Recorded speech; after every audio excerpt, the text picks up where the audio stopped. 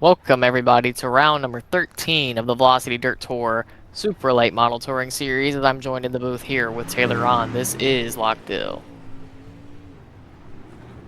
We will be kicking off round number 13 here at Lernerville. A lot of new faces here with the series, so interested to see what drivers will be able to go, what these new guys will do. Can they go to the front? Which ones will shine? Which ones won't? Taylor, do you have any idea of what you're expecting today? Yeah, a lot of new faces, I think about 10 to 12 new faces. We saw in the heat races just a lot of good action. B mains got a little contentious. There's a lot of fast cars not making the same main. We ended up bringing 22 cars, but I think it's going to be action filled tonight. Doubt about it, and obviously a very wild racetrack, you know, no outside wall, usually a little bit of a cushion on the top. Normally a top dominant racetrack here in the Supers. Gonna see a lot of slide jobs and a lot of crazy crossovers. Should be a very racy track tonight as we continue to do track prep for tonight's feature. Yeah, track prep usually trying to take away the outside just so it's not one lane. As you can see, everybody running high. Yeah, 22 cars. I think there's going to be just a ton of action. As you can see, these cars already ripping, getting a feel for this track tonight. Yeah, and I mean, I think that starting position is going to be very crucial for tonight. Obviously, we have the top 12 redraw. I think that if you don't make that top 12 redraw, I think it's a tricky thing, you know, to move forward in this race. I mean, coming from the back of a stacked field like this is going to be very, very hard to pull off as we get ready to go green here at Lernerville. As we take a look through the starting lineup here, a lot of really, really fast guys here. As you can see, a lot of new names up here up at the front. Very interested to see if guys like, you know, Jordan, Heather Kent, if those guys that have been around for a long time, if they can hold their own and kind of protect the home turf, if you will, for the Velocity Dirt Tour, or if these new guys will take over and outshine them. Yeah, 4 heat races earlier. We took the top 3 from each of them to get our top 12 redraw here. So you had to fend off a lot of cars to get into this top 12. So a lot of fast guys here tonight in this top 12. It's gonna be all about those first couple laps on that first row. Who's gonna get the drive off of the start to secure that front spot? I think that's gonna be critical here.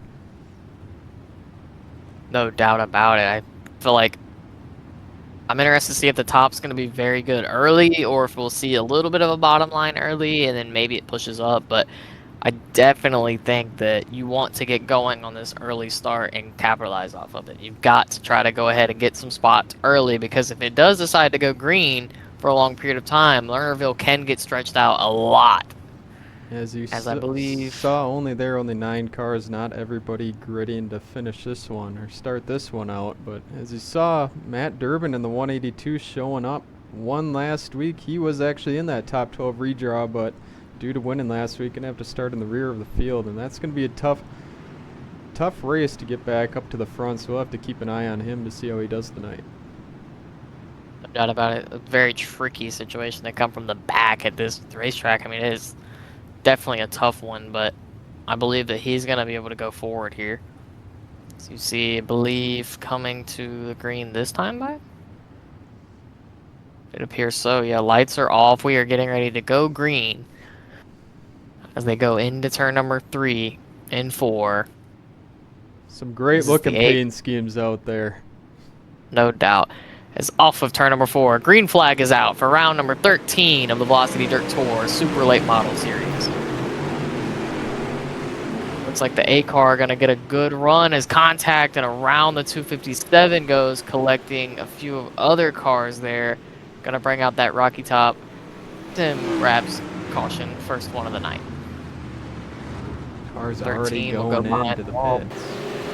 Remember, you get 2 fast repairs, but definitely did not want to burn one early. Looks like Jordan just gets on the inside there, kind of hits that, falls off the racetrack, car gets tight, slides up, makes contact, and it causes a caution there. It's Jordan, big front end damage there. It'll be interesting to see what those 3 cars do. They're starting towards the front and falling back to that 22nd position will be tough. As you can see, 13 takes it behind the wall. 50 laps, so you got to get that repaired.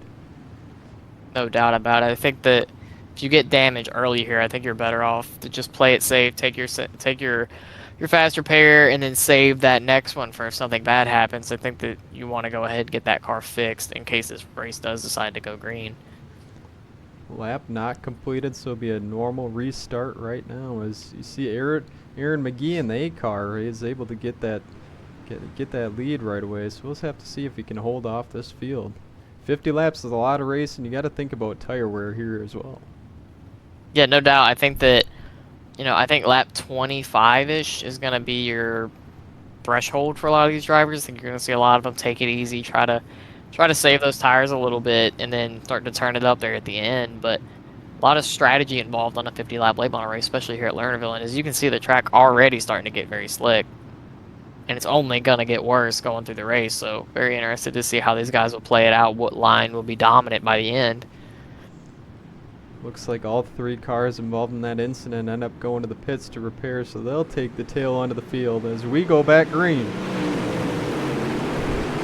Big jump as Heather Kent looks to the inside. They make contact, more contact as the 8 looking on the outside. Side-by-side battle for the race lead. Off of 4, throw a blanket over the top 5 for the race lead. See Heather Kent trying to work that inside line on the 8 cars. 66 shoots out to that lead. And then Heather Kent, as of right now, is one of the only, kind of OGs, if you will. And he's hanging with these new guys. As you can see, Jeffrey Hyatt currently in control of the race lead. Still a battle there for second and a battle there for third as well. Or excuse me, for fourth. 48 trying to get his nose in there, trying to make this a 3-car battle. As solid racing all throughout the field. I mean, there is not a single place where there's not a battle. There's so much racing to watch here. A lot of guys. Everybody room. It's contact. 07 almost goes around. Contact there with the 06. Announcer's jinx right there. That's on me. Yep, no doubt. As you see, it looks like the top line coming in strong here. A lot of guys going up to the top. You see Heather Kent up there. You see a slide job there from, I believe that's a 23 car, and Heather will cross him back over. We'll take that spot back.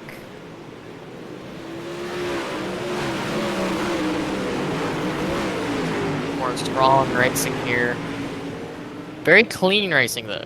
I mean, not seeing a lot of contact. Guys doing a really good job of staying off. Let me show you. See, there's a 3-wide battle right there between Foxworth, Ron, and the 44 car as well. Be interesting to see with everybody running that high line if that inside line comes back in towards the end of this race. No doubt, and now you see another 3-wide battle back there. Heather Kent still holding strong on that 3rd place run. What a job he's doing, controlling that 3rd place spot and staying on the podium here. Jeffrey Hyatt checking out of this one as he's almost got a half straightaway lead on this one. See Daniel George up there on the top, a train on the top there. You see Jacob in the 18. He's kind of one of those only guys down there trying to make something work. Seeing if he can find any grip, might be saving tires. So everybody's kind of single filing out in this one.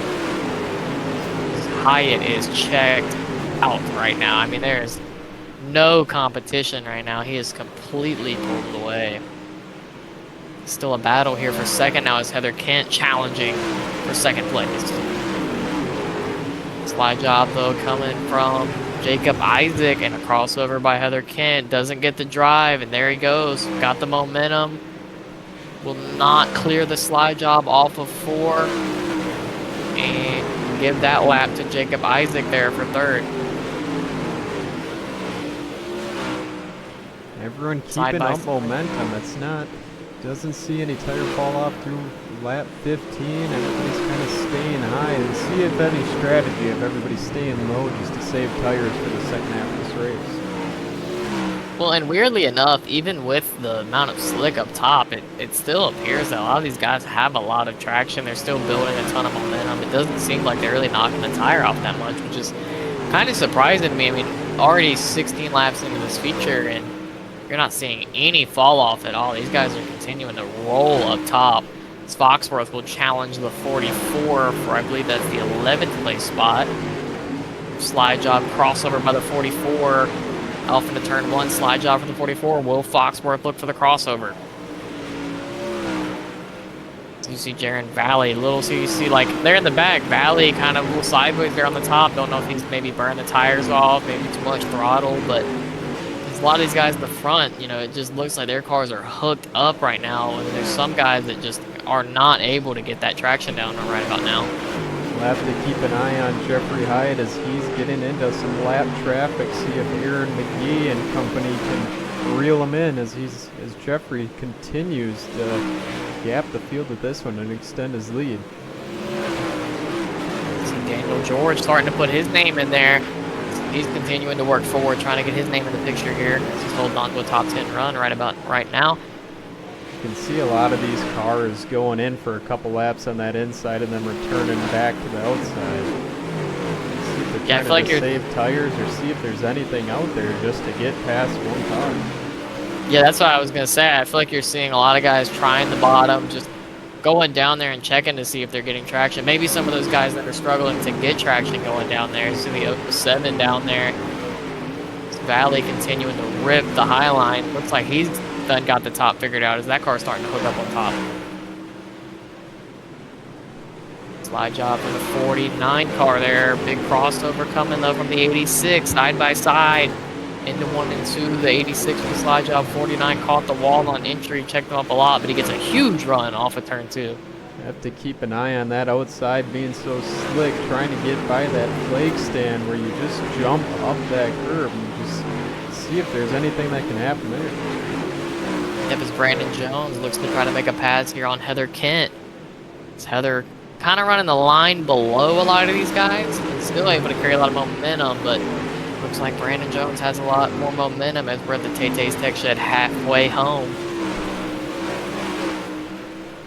Big run on the outside that time by into turn 3. Will he be able to get to the door? He will, and will clear Heather Kent off the top side. I think Heather needs to slide up maybe just a little bit, get that right rear on the cushion a little bit more. See a battle here for second place between the 34 and the 23, I believe that is. Jeffrey Hyatt, current leader, up to 5-second gap as he's got to be working through some heavy traffic there. Just completely dominating this one as we're a little bit over halfway. See another great run. I believe Heather Kent might be struggling with some tire wear issues, might not have that drive as he's starting to fall back pretty rapidly here. See Daniel Jr. getting around him on the top. Yeah, Daniel George Jr. starting a little bit towards the rear, able to get into that 7th spot. Let's see if he has anything for these guys. Be very interesting to see where he can go. I mean, maybe he's been one of those guys riding back, saving the tires, maybe trying to make a little bit of a long run here at the end. Let's see what he's got. It's still a huge battle here for second. It's still top dominant. Still have yet to really see anybody make that bottom work. I think there's just so much momentum to be had up on the top. You have to think with these cars, if you attempt to slide and you don't get past them, you get stuck to that inside, you might be freight trained by a couple positions. 49 car really sideways managed to save it. You can definitely tell that tire wear now. As you can see, cars off of that slick in the corners, just getting a little bit loose. Oh, 44 caught the wall a lot there. Not really a wall, it's kind of almost like a ramp of dirt out by the wall that'll, I mean, throw your car completely sideways. There's a battle here as Foxworth and the 44 go side by side along the 18 car as well as a 3-car battle here. A little bit of contact there between the 18 and the 29.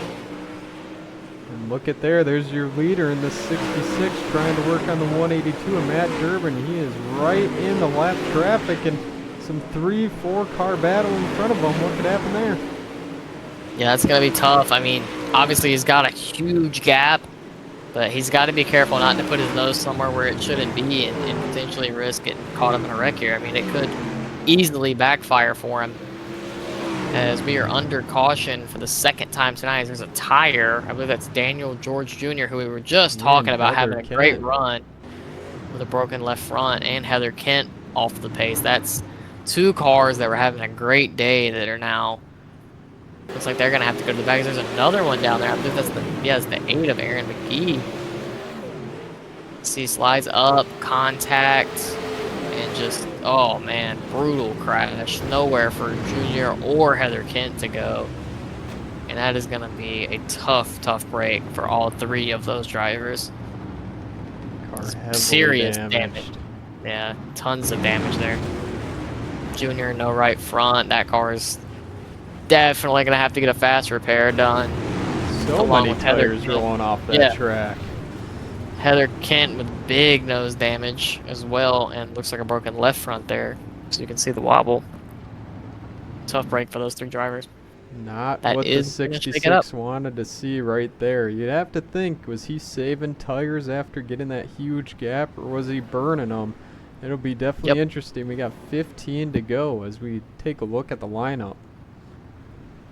Yeah, this is tough. I feel like that's the last thing that Jeffrey Hyatt wanted to see. But I mean, if he can do what he did last time again, he ain't got nothing to worry about. But I mean, some very fast cars lined up right behind him now. You're gonna see in the back. You're gonna see a lot of really fast cars coming from the back now. You've got Heather Kent, you've got the 5 back there, you've got Daniel Jr., you've got the 8 car. I mean, several really fast cars that now will have to come from the rear. It'll be exciting to see what's gonna happen from the front of the pack all the way to the tail end. As a reshuffle here could really get wild here on this restart. Yeah, we'll have to see. Everybody bunched up. It's kind of all about tire wear. Everybody's on that level playing field, and it's just how you ran those first 35 laps. It's going to be huge for these last 15 laps, but you know, it is all about track position. As we said, it's going to be huge on this restart as we got 15 to go. Everybody's been fairly smooth throughout the whole race, so it's going to be crucial to get a good start off of this restart. No doubt about it. I feel like also line's going to be interesting here. Can these guys fire off on the bottom? You know, a lot of people say that turn 1 and 2 on the restart is a bottom dominant line here in the supers at this track, but with the amount of momentum we've seen up top, I don't know if starting on the bottom, I feel like could send you going backwards very fast here. As off of turn 4, Jeffrey Hyatt will fire off as we are under green again, and he gets a huge jump and looks to check out here as a battle for second. Looks like the 48 car going to get a big run on the bottom. Will he look for the slide job on the 34? He will. Goes all the way to the bottom, drifts up, could not clear him. 34 will hold on to that position for now. Is a lot of contact at the mid-pack as the 13 car almost spins around, manages to save it. It's a 3-wide battle here. Actually, yeah, it's more contact and hard into the wall with the 44. He keeps it going, though. How do they keep it going after that? There could have been, and there it is. Around. Oh, close call there with Junior and the 07 there. 2 cars almost caught up in it there. Both those guys did a great job to miss it, but only 3 yellows so far. I mean, very clean race so far, but looks like the 13 just slides really sideways, gets in the 44, and spins him around. Yeah, tough right there. Tough for both parties. Not too much damage. We'll see if he takes it to the pits. Looks like not. But now only 12 laps left. Looks like 44 is going to take a pit. You might as well if you're in the rear.